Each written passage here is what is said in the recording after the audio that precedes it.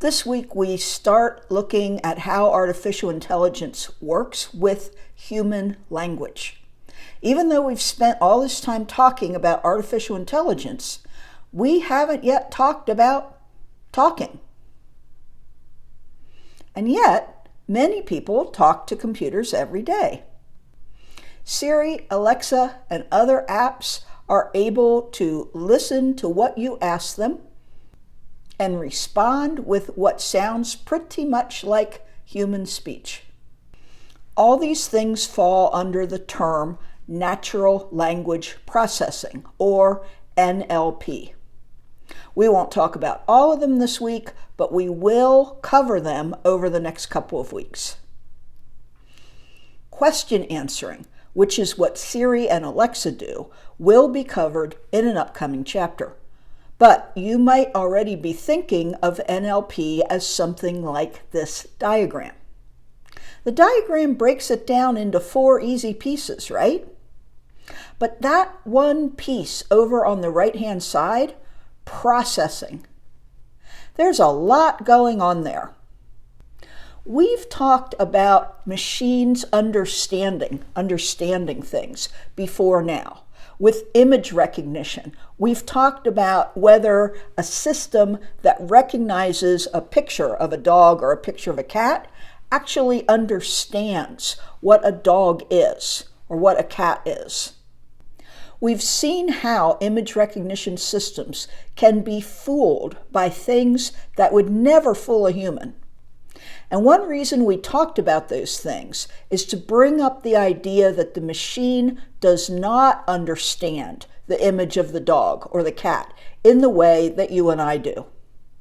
We've talked about whether the AI system even has a concept of a dog as an animal with 4 legs and a tail. No, it does not. It knows that some images are dog images and some images are cat images.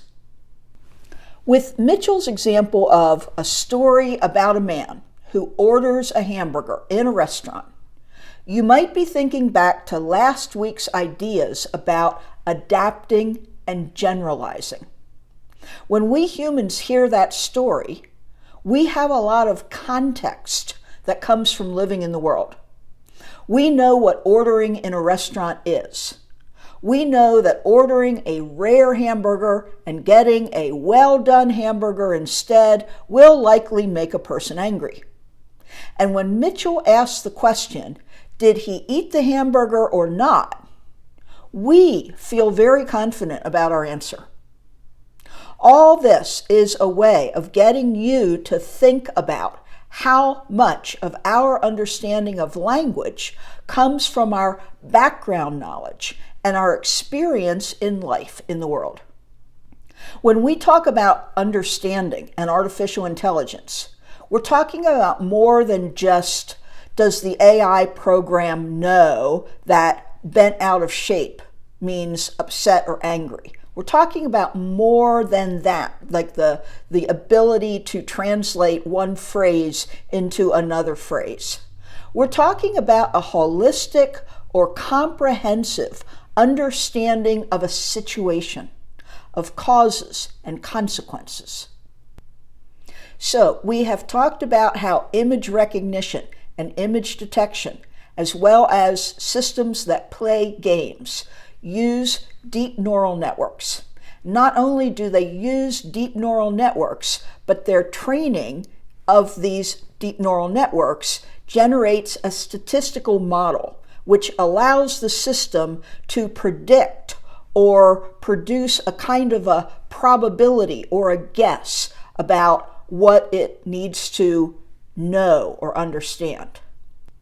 Now, language programs used to be completely symbolic AI, good old-fashioned AI, GoFi. They used to just be explicitly programmed rules.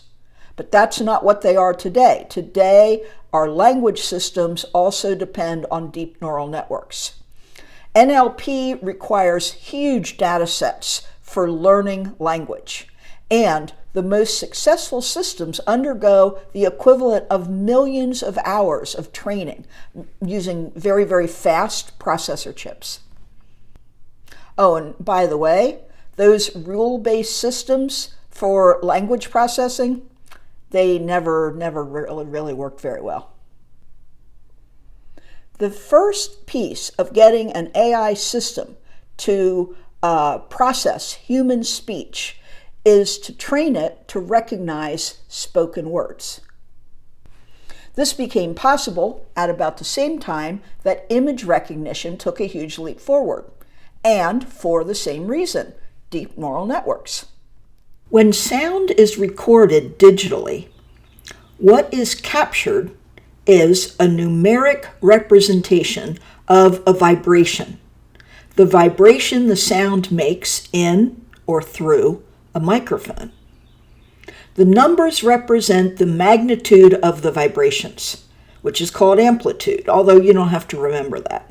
The sound is sampled thousands of times per second, and the resulting digital data can be used to create a picture of the sound wave, as you see here, but for voice applications, for software, for artificial intelligence, sound is represented only as numeric data within the system, not as an image.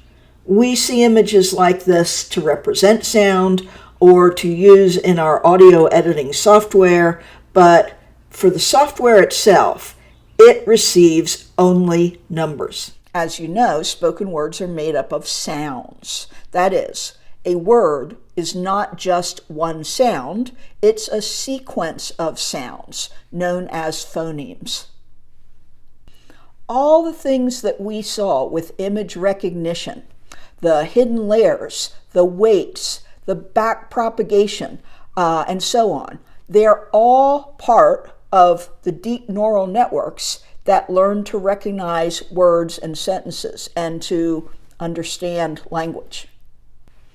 The difference is, here the neural net is being trained to recognize that certain sequences of sounds, or sound shapes, are likely to be certain words, and certain sequences of words are likely to be a particular phrase or sentence. And I'm saying likely to be because the machine learning process creates statistical models. So the trained AI system is using probability to transform sound into text. And guess what? The first author on that seminal 2012 research paper about natural language processing was a man we met before back in week 5 when we talked about ImageNet. As Mitchell points out, one result of the 2012 breakthrough in speech recognition is that we now have very good automatic transcription. That is, our speech can be transformed into almost perfect text. We get instant closed captioning on live TV news. We get automated transcripts on YouTube videos within hours of uploading a video. And you can dictate your emails, your text messages, and even your college papers without typing. Just dictate, and the machine will turn your speech into text. But as Mitchell also points out, the text that we get from automatic speech recognition is not completely perfect. When you read this assigned article, you'll find out why some people are still willing to pay a human to transcribe audio interviews for them without relying on speech-to-text technology. Background noise, an unfamiliar accent by the speaker, and unknown words will all create errors in the generated text. And bear in mind, the computer program that transcribes speech to text does not have any kind of understanding of the language it's using. And sometimes that's really obvious when you see the kinds of errors that it makes. You'll remember from when we talked about neural networks before that a deep neural network means a neural network that has more than one hidden layer. A convolutional neural network, or ConvNet, is one that uses convolutions, which are a particular mathematical way of detecting features in a region of a grid. ConvNets were especially good for image recognition. For speech recognition, a different kind of neural network works best. It's called a recurrent neural network. And the main idea here is that both speech and text occur in time. There's a straight line sequence that builds a word from sounds or a sentence from words. So if you heard the sounds that make up a word in a mixed up order, then it wouldn't be that word. You wouldn't understand the word if we moved all the phonemes around. If the words in a sentence were mixed up, it would be hard to get the meaning of the sentence, and maybe the meaning would be changed completely, or maybe it just wouldn't make sense. So a recurrent neural network is very good at modeling data that comes in a sequence. And the reason is that the recurrent neural network is designed to loop back and hold in memory the previous word or the previous sound in a sequence. It has to process each word, but it also has to process the sequence as a whole. The meaning of a sentence or a phrase is assessed from this sort of stacked version of the individual words. This illustration from a video about recurrent neural networks shows that there's a bit of a problem because the weight or importance of the earliest words in a sequence are diminished as more and more words pile on. So the recurrent part, where the previous data is fed back into the current data, is not the whole solution to speech recognition or to making sense out of a question, like when you ask a question to Siri or Alexa. And we'll talk more about this next week, like what has to be done in addition to this recurrent technology in order to make it work. When Mitchell describes an example of a recurrent neural network, the example she uses depends on what's called sentiment analysis.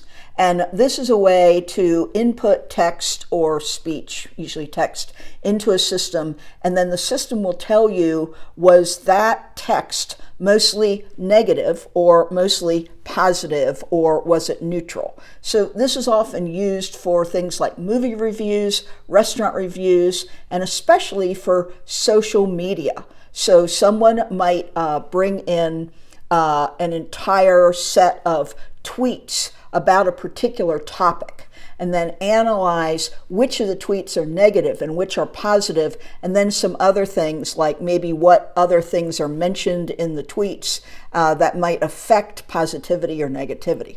We're not going to talk more than that today about sentiment analysis. But in Mitchell's example, the phrase that she's showing to us, "a little too dark for my taste," this phrase would be classified as a negative sentiment in a movie review. And she shows this at top right in this figure by giving only a 30% probability that this phrase is positive. In other words, 30% positive means it's 70% negative, so this is a negative phrase.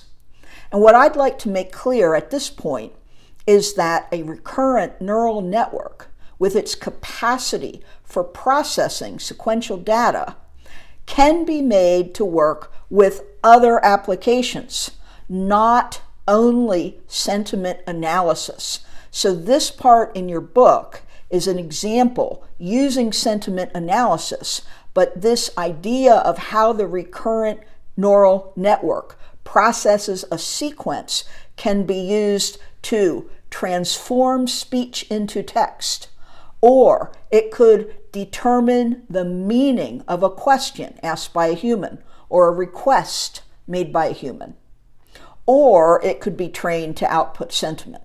So the recurrent neural network could be trained to do many other things not only sentiment analysis.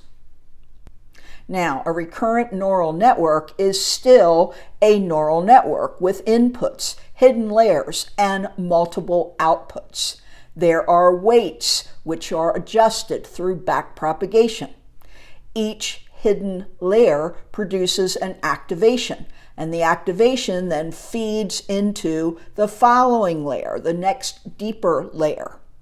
To construct a complete question answering system, you would need multiple neural networks, not just one.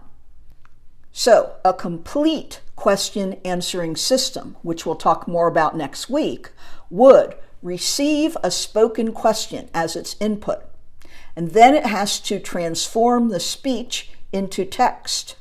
And then from the text, it has to extract a meaning or an intention. And then it has to determine a suitable response. Like if you ask Siri, what's the weather? Siri has to figure out what it means that you want to know the weather. Then Siri's going to look up the weather. Then Siri's going to tell you it's going to rain later today or something like that, right? And then when that suitable response has been constructed out of text, the text has to be transformed into speech. And as I said, we will talk more about that next week. Now, this next part is the most challenging part of this week, and I think maybe the most challenging part of this entire course, because natural language processing is pretty complicated and pretty amazing. And just like image recognition, it wasn't very successful or very useful before 2012. But then, using neural networks, deep neural networks, people devised algorithms and systems, and they're pretty amazing. But one of the things that people had to devise was a system for representing human language. So as you've heard me say before, a computer cannot work with anything other than numbers. Words can be fed into the system, but they must be converted into a numerical representation before the system can do anything with them. We already talked about sound, how the sounds of speech get broken down into phonemes and reconstituted as numbers so that the system can transform the sounds into text. But the text itself has to be converted. And more than that, the text has to be processed in a way that enables the system to extract a meaning or an intention. And this is our final topic for this week, but it's pretty intense, so hang in there. Now, remember several weeks ago, we talked about the outputs from a system for image recognition. Even though this slide shows only 4 possible outputs on the right-hand side, the English alphabet has 26 letters. So really, we would need to have 26 outputs if this system was going to recognize all the letters in the alphabet. And guess what? If we needed to recognize both uppercase and lowercase letters, we would need twice as many outputs. So now imagine how many outputs you would need for all the words in the English language. Mitchell suggests we just imagine 20,000 words, like as if I could imagine 20,000 of anything, but that's like a number we can work with, okay? So if a unique number is assigned to each one of those 20,000 words, we could use those numbers in the computer system to represent the words, right? But assigning one unique number to each word doesn't give the system any way to recognize how words are related to each other. We would need to have 20,000 outputs, but there'd be no kind of recognition of any relationships among those words. And Mitchell gives the example of somebody saying that she abhorred a movie. And how is this system supposed to know that abhorred is basically the same as hated? So now we're going to talk about space, about representing words in an imaginary space that only exists within the computer. To establish relationships among similar words, we could put them near each other in a space that we create with computer code. Two words that are unrelated would be far apart from each other, like at the opposite ends of this space. But what happens when you need to show a relationship with words that are in two distant groups? After all, a nest is a kind of house for a bird. And human parents say that they have an empty nest when their kids move away. So these kinds of relationships are very important to what makes NLP work. To allow more complex relationships among related words, the space could be expanded to 3 dimensions. But language is so rich and complicated that 3 dimensions are not enough. So the words, all the words we need in the system, which might be 20,000 or it might be many more than that. All the words can be represented in a mathematical space that has many, many more dimensions than just 3. This kind of space is easy for computers to work with because, as you see here, it just means that each word has a long list of coordinates. And for any number in that array of coordinates, if 2 different words have the same number or a close number in the same location in the array, and that would mean, along the same vector, that would mean those 2 words are related. Now, you should be asking yourself right now, how do those coordinates get assigned? Especially when later I tell you that there are sometimes in a real vocabulary, there would be 300 coordinates for each word in the vocabulary. 300. So how does each word get those coordinates assigned to it? How can we possibly know all the relationships for every word in a collection of thousands of words? This semantic space and all the coordinates for all the words is generated with machine learning. And the most widely used method today uses a traditional neural network and is called word-to-vec. So word-to-vec is a tool or a system that generates a single data file that can be used in other computer programs for natural language processing. So what you've got in that data file is a collection of word embeddings. That is like what you see here in red, bird equals, and then an array of many, many coordinates. And this collection of word embeddings, this model, is the knowledge of a human language, most likely English, that a computer program can use. And instead of 9 dimensions as shown above, the Google researchers used 300 dimensions or coordinates for each word. So this is what we would call a 300-dimensional space. Now, in order to produce this, you need a really, really, really large collection of text.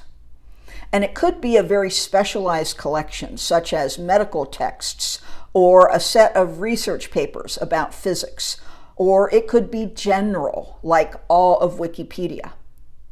The collection of text is called a corpus. So one huge collection is one corpus. The corpus is fed into the word-to-vec system program. And at the end, you'll have a file, a data set. And that file contains the vectors, which are the word embeddings.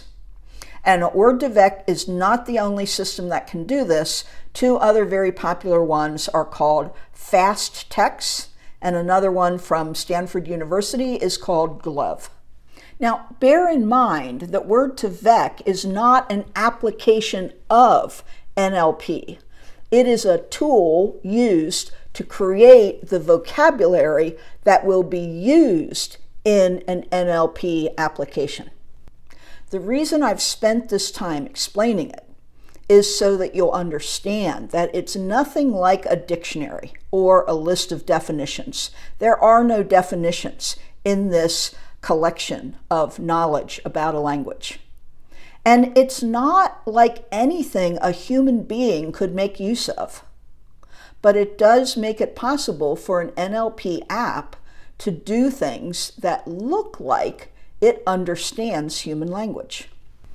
This massive computer-generated collection of words, with hundreds of lines extending from each word to connect it to other words in the collection, has proved to be a very effective way of knowing what words mean. And I mean a way for the computer system to know, quotes around know, what the words mean. So a really famous example that Mitchell uses and everybody uses is that you can input a question such as, man is to woman, as king is to blank, and the response would be queen, which is exactly right. The question can also be put another way. King minus man plus woman equals what? And the response to that will also be queen. So this is meant to give you a clue as to how well the generated collection of vocabulary, the data set, how well it represents our language. And as this diagram shows, the word embeddings can also give us capital cities when we input countries. Or the opposite. If you put in a capital city and ask what country does it belong to, the word embeddings make correct answers highly likely. It's not 100% perfect, but it's pretty close. So people do not always start from scratch and create their own giant vocabulary data set, as we've just described. There are ready-made data sets already available. Google offers several that it has created with Word2Vec. So it did all the training. It did all the time-consuming number crunching with, millions of hours and very fast processors to generate this file that then anybody can use in an NLP app. So you've got this file, and that's the language knowledge. You take that, you download it, and then you build an NLP app that refers to that data. So this one particular Google file, just so you have an idea of what's in such a file, it has 3 million words and phrases in it. So it's got phrases of like 2-word phrases like San Francisco and New York. There are 300 vector values for each word and phrase in the data set. This data set was trained on a data set from Google News that contained about 100 billion words. Now, those weren't unique words. That was Google News kind of, get this, it's like taking all of Wikipedia, right? Take all of Google News for a certain time period and then stick it into Word2Vec and generate this giant data set of 3 million words that are unique words. The size of this file that you could download is 1.5 gigabytes. It's a very big file because remember, it doesn't just contain the words, it contains 300 vector values for each word. Now, I know this has been a lot. Natural language processing is even more complex than image recognition. But it's the technology that makes so many of today's amazing AI applications possible. Not only apps that involve speaking like Siri and Alexa, but also automated text generation, data mining, textual analysis, We mentioned sentiment analysis, and even more. And we'll be talking about these applications and more over the next 2 weeks.